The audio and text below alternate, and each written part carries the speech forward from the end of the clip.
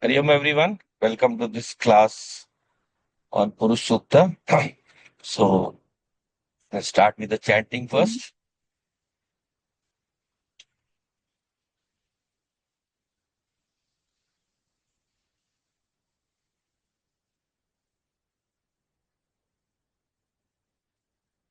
Om Sahana Bhavatu Sahanau Bhunaktu Sah Viryam Karvavahai Tejasvinavadhitamastu Ma Vidvishavahai. Om Shanti Shanti Shanti. Om Gananam Tva Ganpati Gam Havamai Kavim Kavinam Upamashravastam Ishtarajam Brahmanam Brahmanaspata Ana Shrinvannoti Visid Sadhanam. Om Shri Mahaganpati Namaha Saraswati Namastubhyam Varade Kamarupini Vidyarambham Karishyami Siddhir Me Sada. Gurur Brahma Gurur Vishnu Gurur Devo Maheshwara Gururev Param Brahma Tasmai Shri Gurave Namaha. Tasmai Shri Gurave.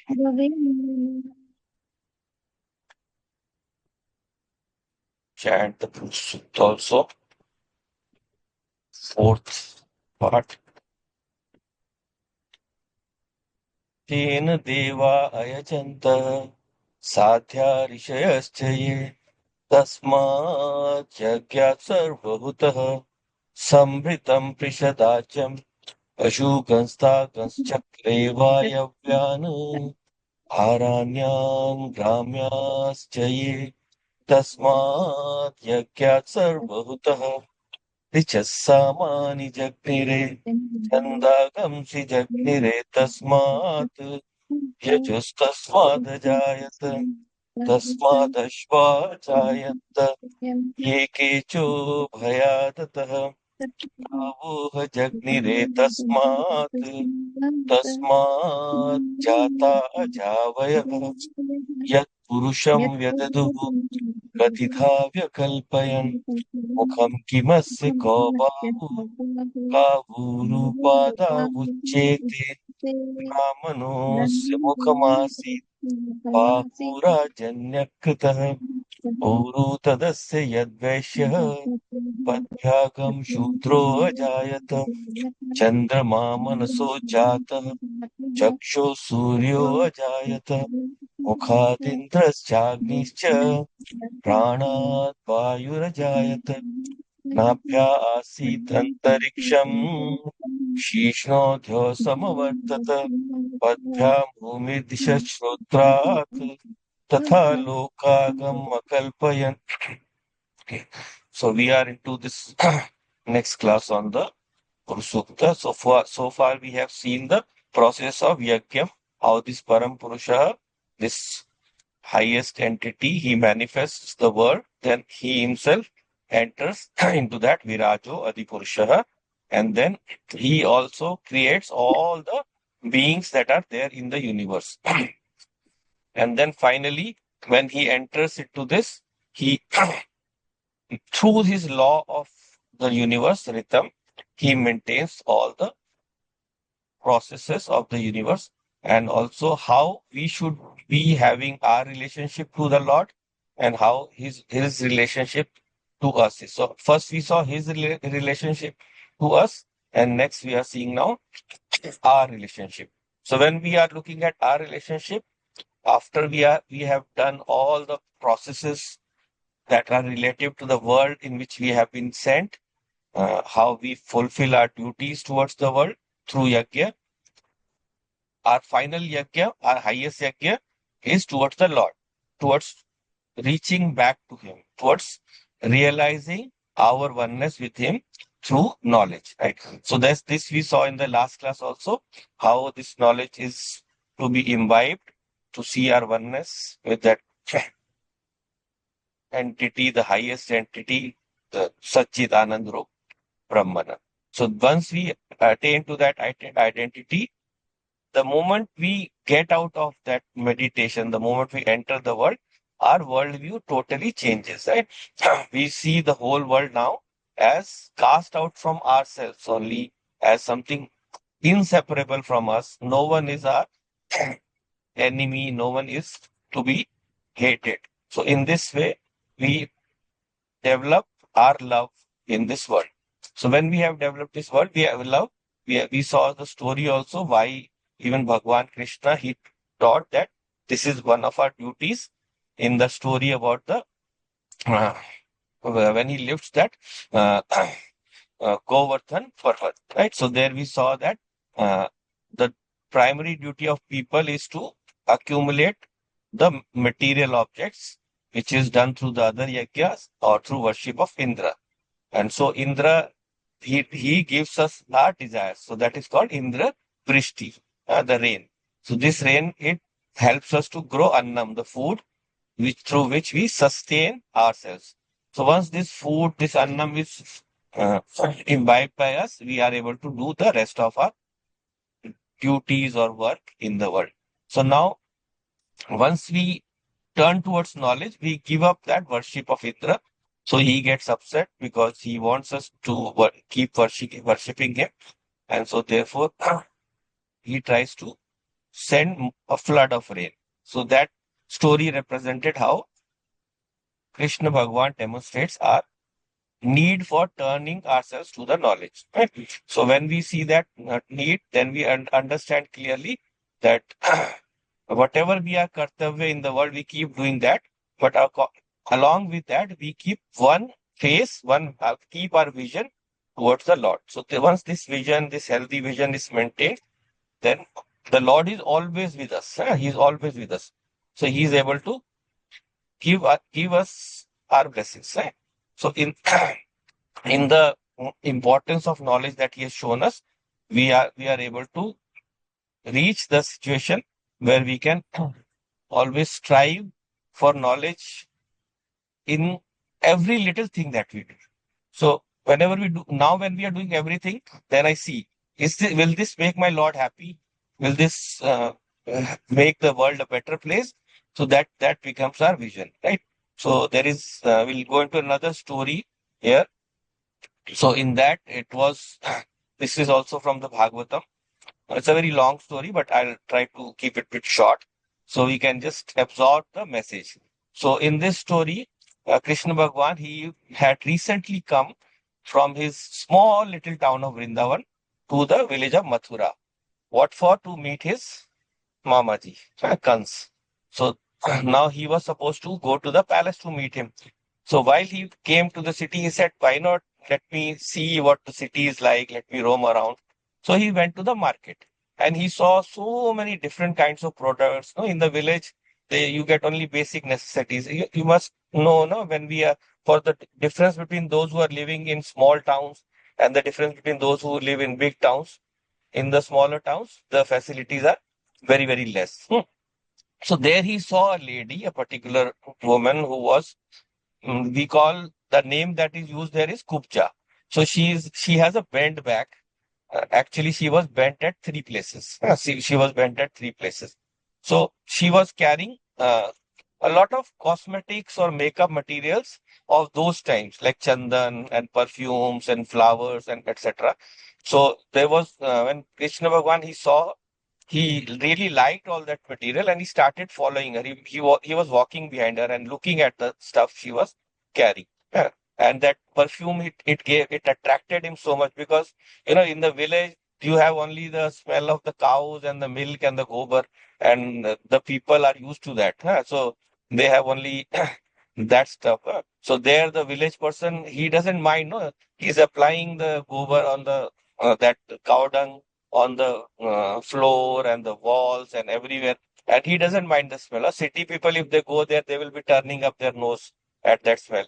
So, but for them, it is normal. So when Bhagavan said reached here, so he saw this woman, and but this woman had a very decently attractive face.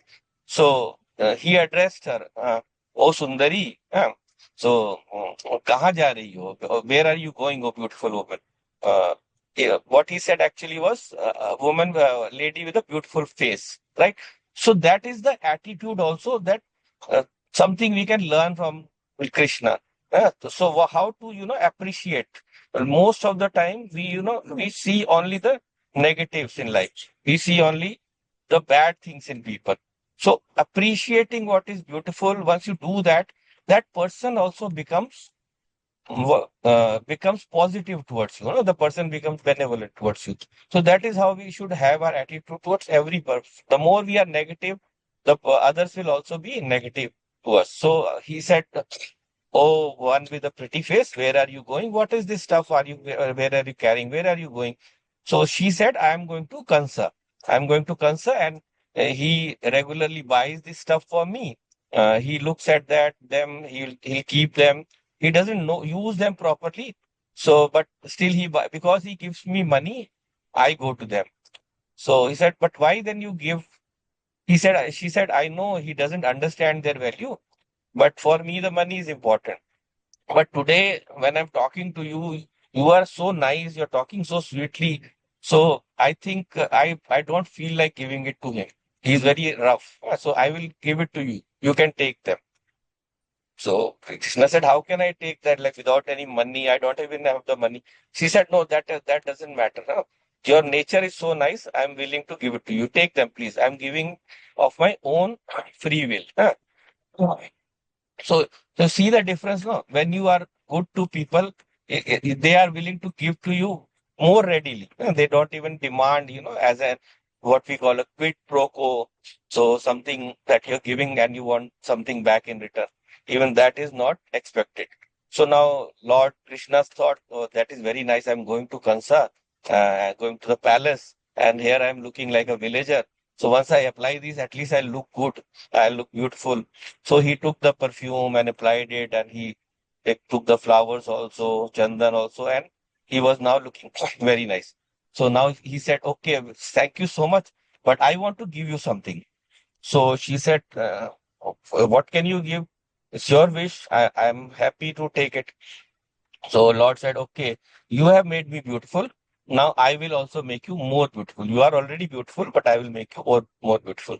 So he asked her to step closer to him, and then Krishna, Lord Krishna stood on her toes, and then one hand he put on her back, and the other hand he put on her chin, and then he pushed upwards, and she snapped straight.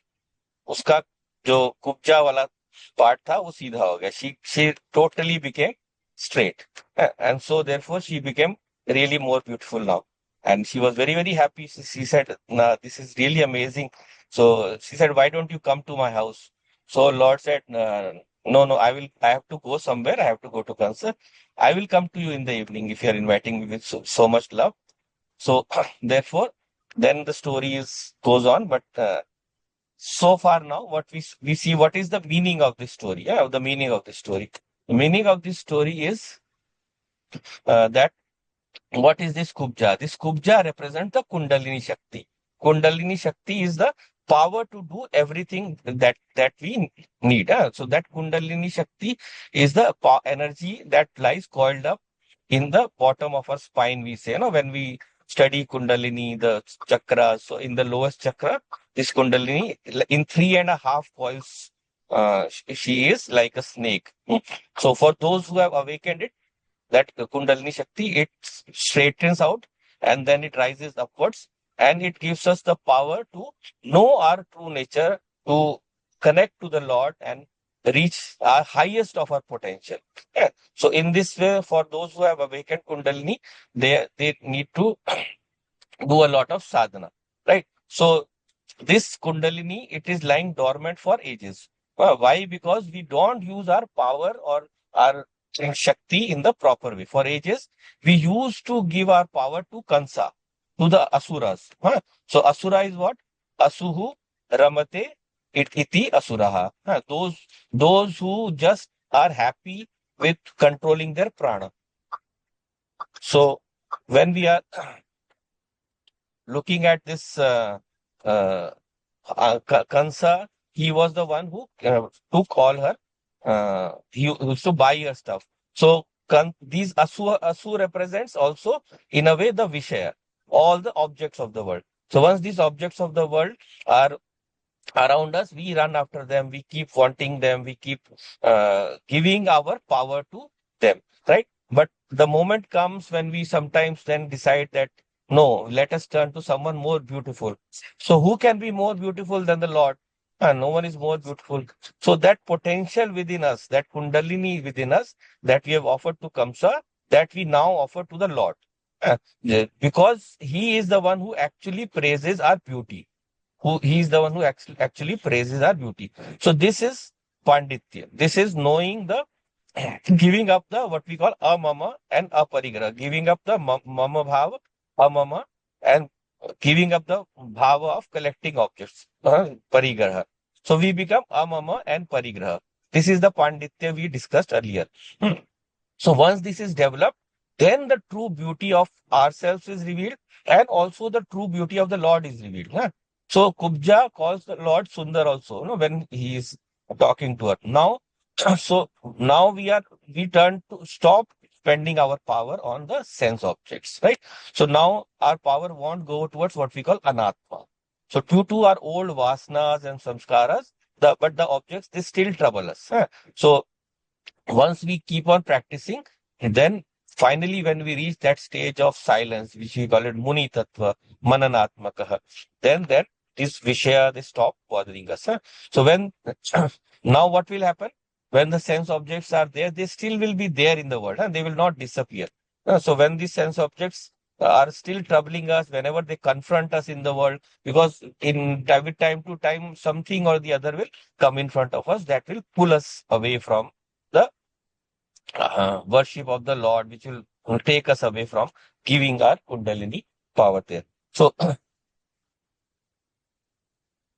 so the peculiar thing about vasanas is if we give them to objects outside, they increase, and if we give them to the Lord inside, they decrease. So, just like you have a favorite food, so you have a favorite. Slowly, you do when you realize that your attraction for that is too much, it is adding to your weight, or probably if it is a sweet thing, it will add to your sugar.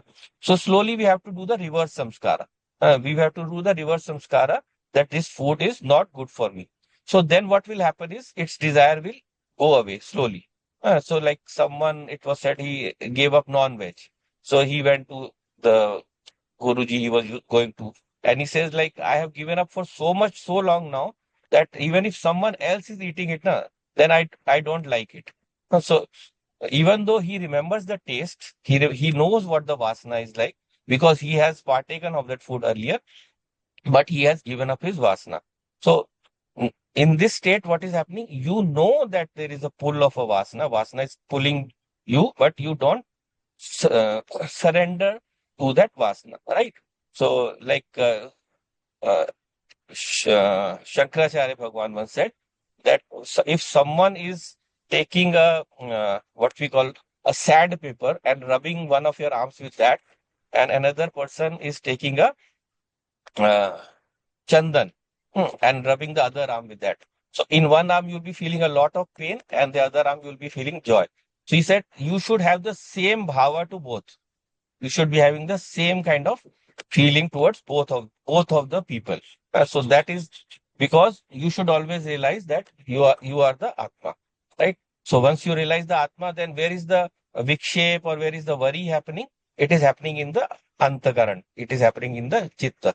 So once it is we realize that I am not the antakaran, I am not the chitta, I will not let that bother me. Whatever is happening, the antakaran will have to respond. So, Swarupa, my voice is breaking, still breaking. Is my voice still breaking? Yes, a little bit. Little bit. Okay, just It's better, but yeah, in between it was breaking. I think because of like you're traveling. Huh. give me 1 minute. I'll just pause this and I'll get back to you. Give me 1 minute. Huh? Just hold on. Recording also.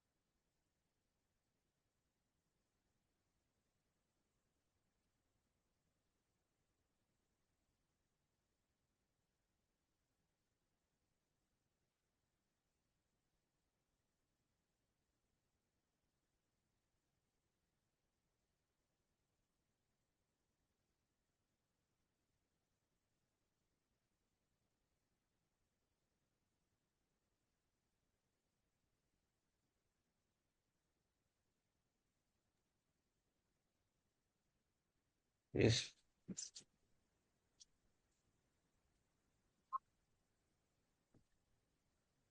Okay, sorry to keep you waiting. I thought I'll park by the roadside, then we'll continue. Okay, so let's start, continue. So we are looking at the way the Lord is helping us understand that the more we offer our love to Him, then the more He will give us, help us, get over the pull of the vasanas, right? So once we know these vasanas, then He gives us the knowledge of how to uh, understand our nature through the Veda. So Veda, because all this knowledge is coming to us through the Veda. So therefore, uh, what is the most important mantra that most people know? It is the Gayatri mantra. So this Gayatri mantra is one through which the essence of the Vedic knowledge is stored there. So what is actually what does the mantra do? It is said the mantra mananat trayate iti mantra. So once we do mananam of this mantra, then we are able to give up, or we are able to uh, ask the Lord to stop giving us any pain. No, we will not have any pain once we go deep into a mantra, and we have to make it our own through a lot of japa. But there is another rule for what is the other rule for a mantra? Tat japa with artha bhavanam. We have to have japa with the artha bhavana. So it will tell us what needs to be given up. So in the end, we will come to what we call the Sarvamedha Yagya, and everything will have to be given up, including the body. So now a lot of people know the Gayatri mantra. Is the voice okay now? Yes. Voice is okay? Yes, yes, So yes. a lot of people know the Gayatri mantra. We feel it is easy, but it's not just easy in the sense that chanting is known, but the actual following the meaning of it is tough. Uh, So we have to do it with artha. We have to do it with the meaning. So what is the meaning? We divide it into four major parts. So we all know that a Gayatri mantra has four parts, eight syllables.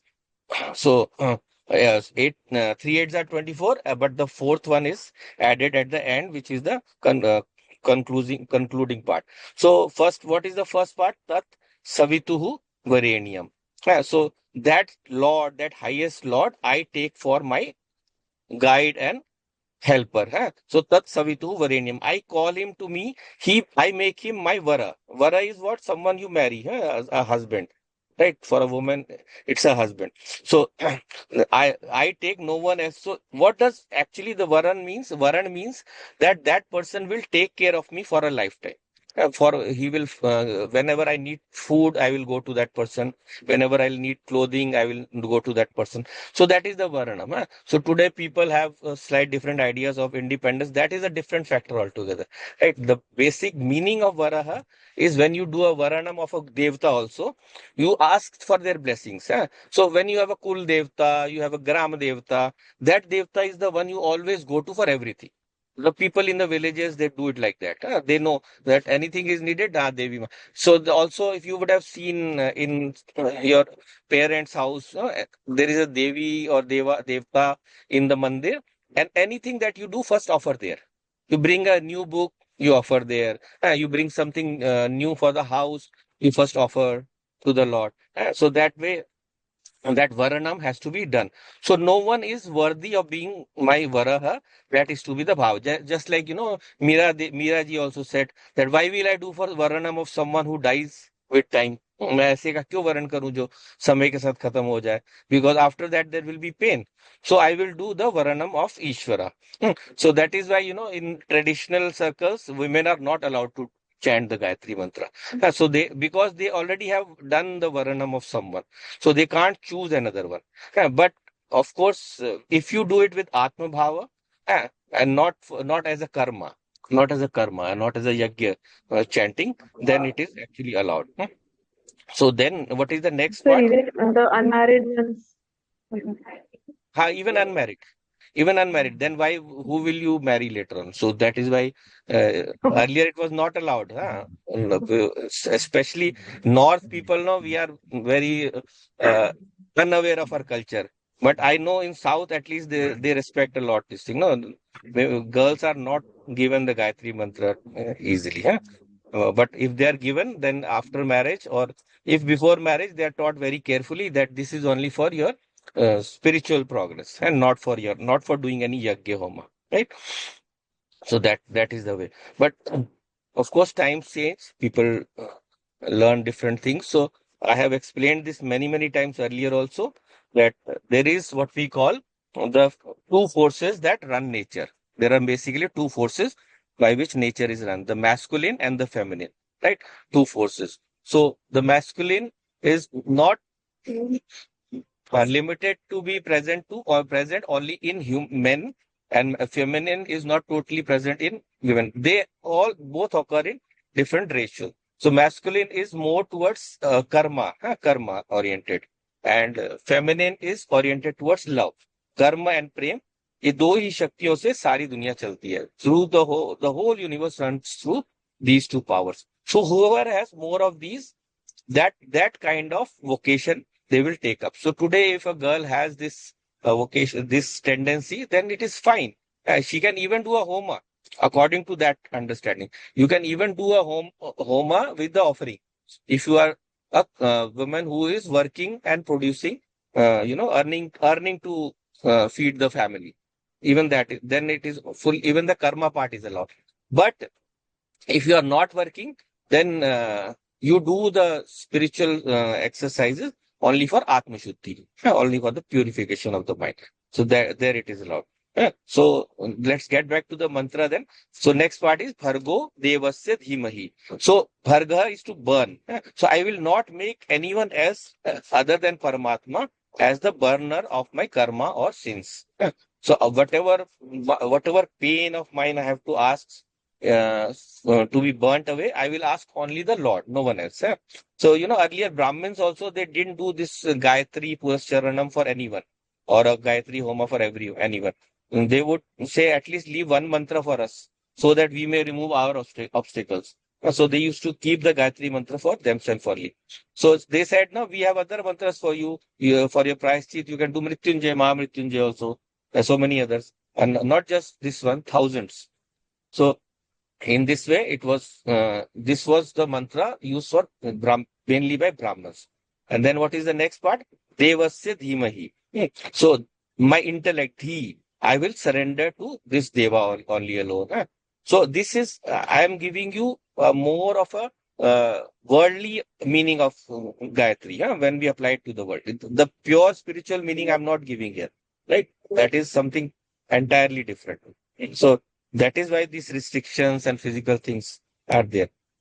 Otherwise, at the spiritual level, no restriction. Everything is for everyone. We are all women, and the Lord is only male. That is the rule. Right? So we all are women. So in this way, all are gopis, and Lord is only one. Lord is the only male. So therefore, uh, Devasya Dhimahi, in the worldly sense, I surrender my intellect to the Lord. So whenever something wrong happens, say something you're tense, some tension is there, you're thinking of a solution. Then when you have done Gayatri Mantra, you have to talk to the Lord. You will have to slay my demons. You have to take away all this problem. So you have to direct my buddhi. So the Lord will direct your buddhi. And He will give you the solution. I think some of you would have experienced this, right? Whenever we are, looking up to the Lord, some solution will come up. So mantra japa, it gives all the varanam to the Lord. So all you have to give up the varanam of all the others then. Once you take a mantra japa, you have to give all the Devi, Devata, Bhoot, Pishach, any kind of, Tantra, Mantra, everything you have to give up. You are not supposed to depend on that once you do a mantra varnam. Yeah. Because one mantra varnam is like how many letters? 24 letters of Gayatri Mantra into 1 lakh chanting. So that will take a long period of your life. So you have to give up uh, the support of even your own karma for प्रायश्चित. आप ये सोचो ना मैं अपने कर्म से प्रायश्चित कर लूं, वो भी अलाउड नहीं है. So once you are doing a varanam of Gayatri mantra or any lord, any devta, you are supposed to give up all the rest. एक से रहो. That is why we say no that there must be one Ishtadev. for everyone. You can't worship all of them, right? So some people, they have this joke, no? So someone was calling the Lord and he was saying, "Hey Vishnu," and then "Hey Ram," and then Lord arrived late. Hey Mata, and then he said, why are you so late? I was almost about to drown." So he said, Lord said, first you calling me as Rama, I have taken that form, and then again you call me as Devi, and I'm wearing my sari, and then how do I reach so fast? So therefore, we have to do this one. So this is a joke, but seriously, in actual sense also, we should have one Devi form, that is one Devi or Devta, that should be our Ishta. So once this Ishta is, focused on, that feeling within us, that love for that Ishta grows within us. We'll look at it a bit more of this in the Yajna part also. So, the final part, Dhiyo yo naha prachodayat. I will not use my intellect also. I surrender it to you. So once we have done this, after perfecting this, we become what we call mantresh, the ruler of a mantra. We become the controller of that mantra. Controller in the sense that we are letting that mantra control us. We are not controlling the mantra, but we become one with the mantra. वो मंत्र के साथ हम एक हो जाते हैं. So therefore, and then finally, we reach the level of knowledge videsh, where the ego is controlled. Amamaha aparigraha. So you can apply this logic everywhere. No, everything that I have, it has come to me by a lot of anugraha, lot of blessings. And nothing is there that has come to me. Anything that I'm taking a cloth, it is made by a machine. So many people have been involved in the making of the cloth, including the material for the cloth, and also the machine is made by someone. He also has ownership of the benefit that has come to you, even though he might have died long ago. And so everything that we get is a chain. It is a supply chain. So whenever we get, one person cannot take the credit. So in our systems, we never allow anyone to take full credit. People are humble. They say that I have not done this on my own. I had a lot of support. It comes to everyone. I'm not saying about our tradition. For a truly nice person, they always say, no, this is not my doing. I had the support of so many other people. So those are the devas. They are the devtas who are always supporting us. This is a central principle of Arthashastra also. In Arthashastra also, we recognize that nothing that we have done is done from our own effort only. There are a lot of contributions to everything. So therefore, we get this, whatever effort we do, we get some phalam. So with karma, we get karma phalam. But if we saw earlier with bhava and with samarpanam, we can get kripa pravaha also. We can get more than this karma phalam. And then again, we saw with jnanam, with knowledge, it can give us even more than either karma phalam or just even kripa prava. With kripa prava, you can ask for limited things, but with jnanam, you can produce a lot. So like I gave the example of a student, of a kid who with a computer, and once he has the knowledge, he can transact in financial markets, and there are people who have made millions and billions also. So because of knowledge, the knowledge was power. Knowledge is power. So whichever of these pravaha we choose, we are able to reach that stage where we can earn more than what simple karma will do. And karma, a laborer also does. But does he earn the same? No, there is a difference. So that all depends on our previous karma phalam and also what they have produced. So now, and the next part, what we saw was the ahuti. Tasmat yagya sarva utaha. So let's see a bit more about this yagya. So what is this yagya? Yagya is basically a reflection of creation. Everything that is happening in creation, this yagyam is a what we call a micro model. It's a micro model of everything happening in creation. In creation, whatever is happening, whatever you offer to creation, you get back manyfold. So same way, when you are doing a homa, you are doing a yagya, if there is a whatever you offer, you expect, or but even if you don't expect, you will get manyfold. So this much of grain you are offering, you will get sackfuls of grain. So in this way. So there are, but these 3 words, yajna, homa, and dana, because danam will always be associated with the yajna. So these are very closely allied words, but there is a slight difference. There is a slight difference. What is the difference? So yajna is one where first three things are there. Devata, Dravya, and Kriya. They will have to merge, right? They will have to merge. So when Shruti is saying Yajet or Yajati or Yagya, then it is the coming together of these three. Some Dravya is offered to some Devta or our Ishta, and then some activity is done in the, or in that offering itself is the activity, right? So whenever we are offering that thing that we are offering, that is called a Dravya. So Dravya is a unique word in our spiritual system, in our, you can say scientific systems also. If we do Vaisheshik next, no, we can look at that. Why? Because in English we have just one word which is called substance. So in English we say matter is that which can from which we can get energy. So but in Sanskrit, especially in Nyaya and Visheshika, we have two variations. Dravya is there are 9 dravyas. So the 5 elements, then man, dik, kal, and atma. And, but besides that, there is another kind of entity which we call padarth, which we call padarth. These padarthas are 7. There are 7 padarthas.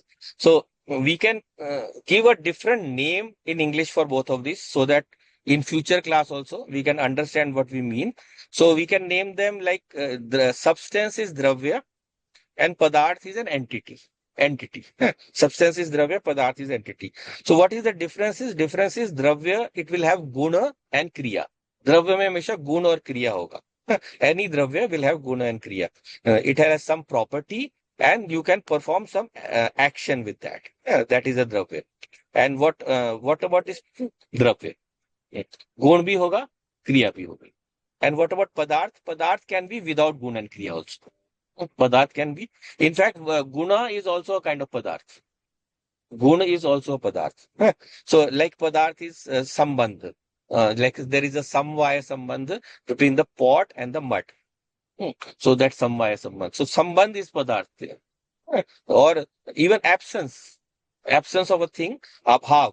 Abhav is also padarth. And like guna is also padarth. So now, when we are looking at this Atma and Man, they are referred to as, in Vaisheshika, they are both referred to as Dravya. So, a lot of times, no, we would have heard in Vedantic lectures also that these Nyaya people, they don't know, like it looks like they don't know how can Atma be a Dravya. So, there is this perpetual quarrel between the Vedanti and the Nyayik. So they will say that Atma cannot have any guna. So how it is?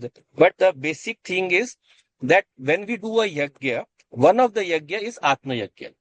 When I offer my yajna, right? So there it is not necessary that it has a guna, but in Nyaya terms, when we are looking at, if you remember from Kathopanishad, so where we saw that there is a original consciousness, it falls on the mind, and then there is a reflected consciousness.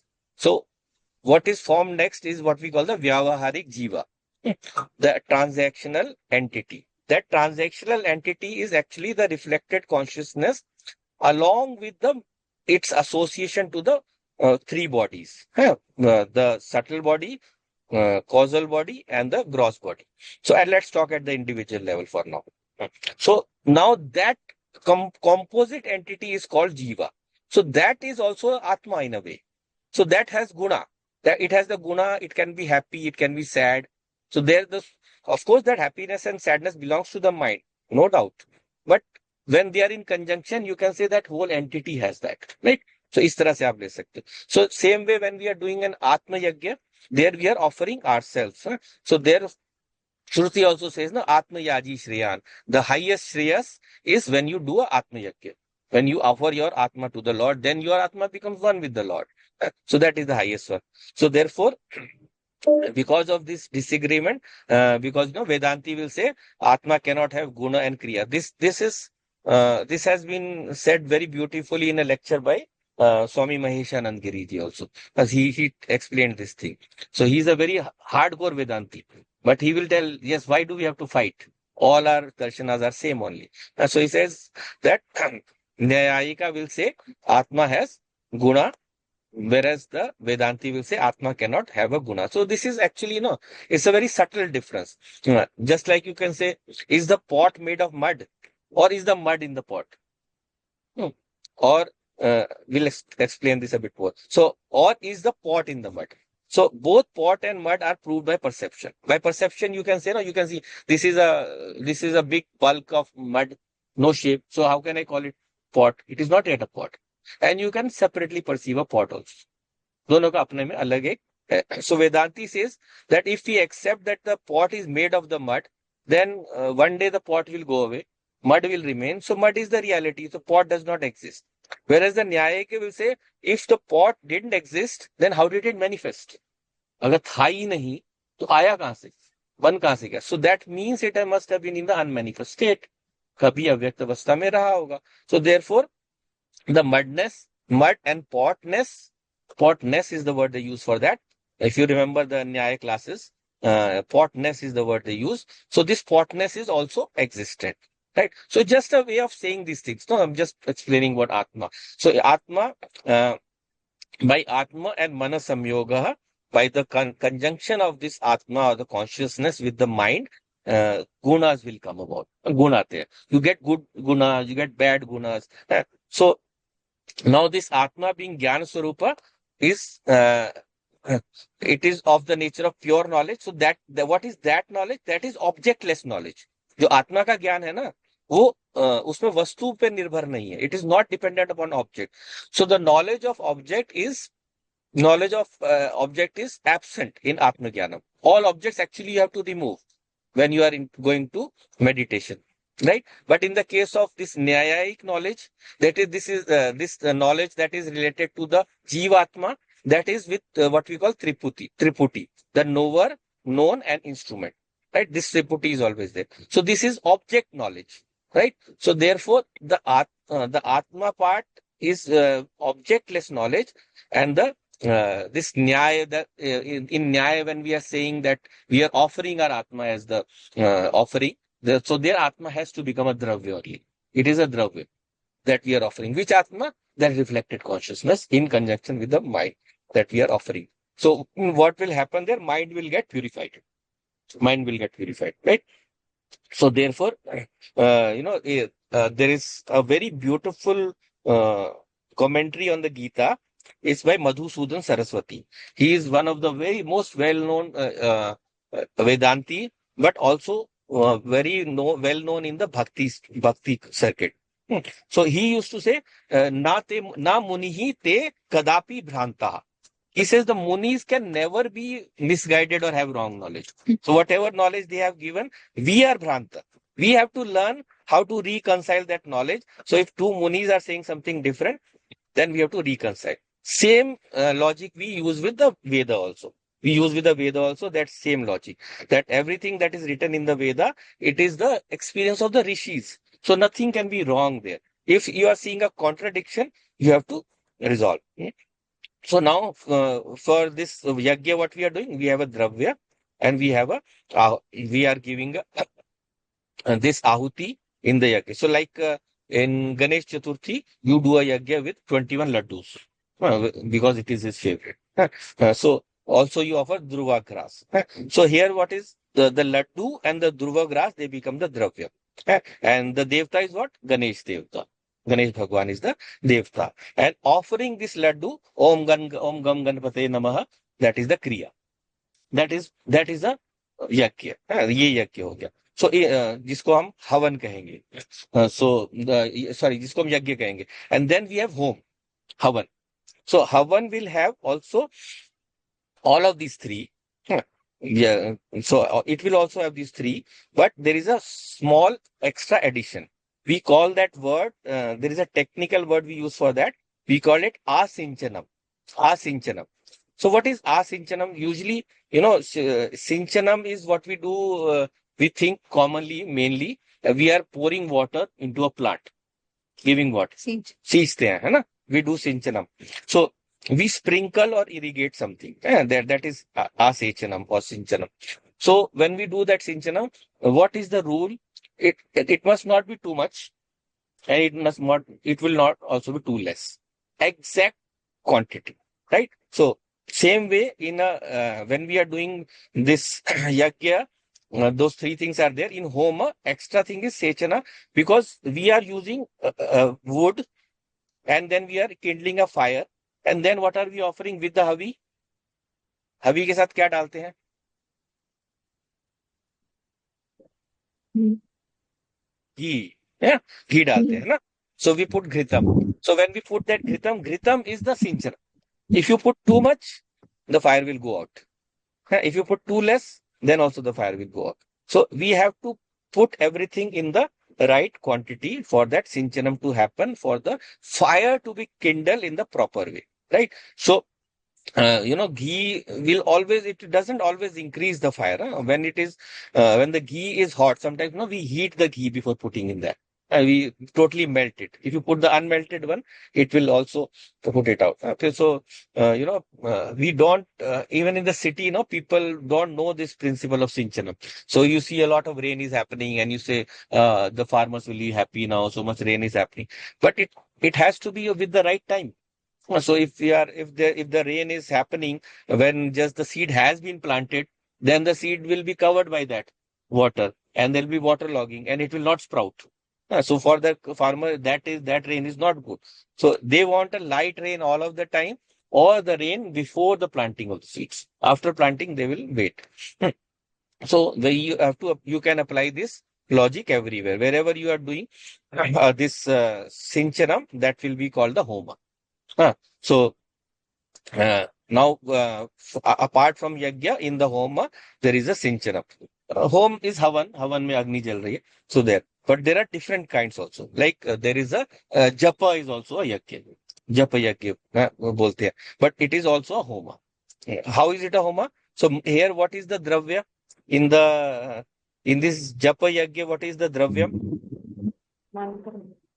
Mantra, right? Very good. So mantra is the dravya. So with the just not just the mantra, but our speech, vani. Our vani is the dravya associated with that mantra. So sometimes, we keep doing it many many times, and we see that it is not producing a result. हम बहुत जप कर रहे हैं, कोई फर्क नहीं पड़ रहा. So what is the rule that we rule of this homa? Whenever we are doing this homa yajna, the material that you put must be pure. You don't put, moth-eaten food, or you don't even put moth-eaten wood, Yeah. or you don't put anything that is not pure or good. You put pure, fresh stuff. So japa also means there must be no impurity in your vani. So just doing japa is not sufficient. Your vani must be pure.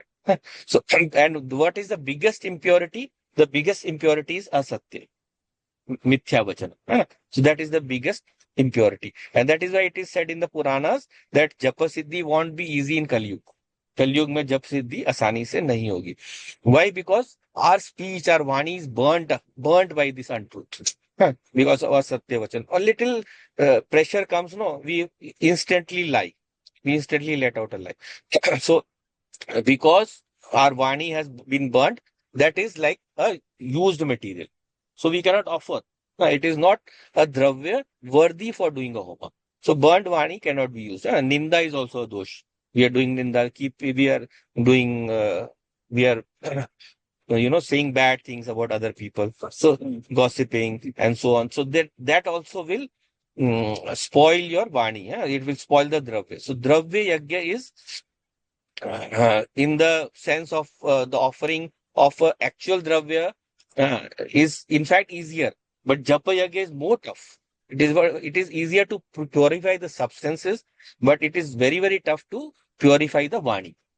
So vani has to be pure. Then only the effect will come very fast. Now, some people whose vani is very pure and sweet, no, they will have instant success. Actually, they don't even have to do the 1 lakh Purush much before that, it becomes siddh. It becomes the mantra becomes there. They can start hearing that mantra in their ears all the time, right? So unless you understand this concept, you will keep doing japa for years, and then you will come and say nothing has happened, Swamiji or Guruji, whoever you follow, and then you might say, I will wait for the next janma. That also you can't do. Next Janma, your impurity will increase if you give up now. So remove the impurity first. Keep trying. It is like someone says, no, I studied maths, but I don't know multiplication. So I get all the sums wrong. So in next birth, I will become a mathematician. I have done my effort. It won't happen. You have to do the effort now. So yogi is one who always does everything before leaving this body right now. So problems will come. We call that vague. Vague will come. बहुत सारी problems आएंगे. But he will have the capacity to bear them. Problems are not going to stop coming. But when he gets less upset, no, then problems will also reduce. So then actually he's ready to leave the body, because as Shankaracharya Bhagavan says, no, leaving the body is not only by death but also by giving up deha adhyasa. So if you give up the ownership of the body, I am not the body, whether it is before or after death. Of course it won't happen after death easily. So once this deha adhyas is given up, the vague, it won't affect us. So if one is not capable of bearing it now, then how will we give up later on? No? So if you are doing japa yajna also, keep checking that you are giving up kama, krodha and all that. So therefore, it will take effect faster after giving up your bodily identification. So if you have done for 20 years and you are not getting fruit, then try to understand that it is due to asatya vachan. You have offered the wrong dravya. So just like Shiva will not like if you give him rotten bananas or broken leaves of the bel patra. So therefore, your tongue must also be purified. And then what will happen is, uh, what about the next component of that? The Devta. So if you chant the Devta's name, no, Om Namo Bhagavate Vasudevaya, Devta is Vishnu, Om Namo Shivaya, Shiva, or Om Dam Dam Durgaya Namaha, Devi Durga. So whatever is the tattva that is expressed in the mantra, when you're doing this japa yajna, that Devta must also be understood. That Devta must also be understood. So if you are doing a japa yajna, always be aware of the Devta and keep knowing more and more about the Devta and discovering through the different methods that are given in the Shastra. So that should also be there. So we will look at some more aspects of this knowing the Devta in the next class. Time is up for today. So we'll wind up for today. Om Purnamadav Purnamidam Purnat Purnamudachyate Purnasya Purnamadaya Purnameva Vashishyate. Om Shanti Shanti Shanti. Hari Om Shri Gurubhyo Namaha. Hari Om. Om Tat Sat.